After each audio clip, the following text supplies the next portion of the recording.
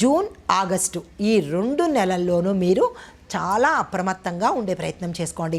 ఇంకా వ్యాపారస్తులకు చూసుకున్నట్టయితే కనుక వ్యాపారంలో బలమైన సంవత్సరం అని చెప్పొచ్చు. వ్యాపారస్తులకు చాలా స్ట్రాంగ్గా ఉంది. బుధుడు యొక్క అనుకూలత చక్కగా ఉంది.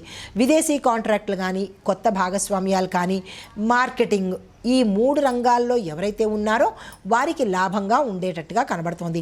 IT, travel, fashion, food, medical, ఈ కామర్సు ఈ వ్యాపారాలు చేసే వాళ్ళకి ఎక్స్ట్రాడినరీగా లాభాలు వచ్చే అవకాశం కనబడుతోంది.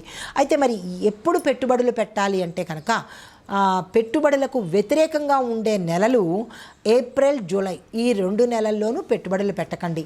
మిగతా నెలల్లో పెట్టుబడులు పెట్టుకోండి. అది కూడా లాంగ్ టర్మ్లో పెట్టుకునే ప్రయత్నం చేసుకోండి. ఇంకా వ్యవసాయదారులకు చూసుకున్నట్టయితే కనుక పంటలు చక్కగా దిగుబడిగా మంచి రేట్లో వస్తాయి. మీ పంటలకు దిగుబడి పెరుగుతుంది, లాభాలు వస్తాయి, రేటు కూడా పలికేందుకు అవకాశాలు ఉన్నాయి. ఏ పంటలు వేయాలంటే పళ్ళ తోటలు, పప్పు సంబంధించి, పూలకు సంబంధించిన వ్యవసాయం కానీ చేసినట్టయితే లాభాలు వచ్చే అవకాశం కనబడుతోంది. ఆ దిశగా రైతులు ప్రయత్నం చేయండి.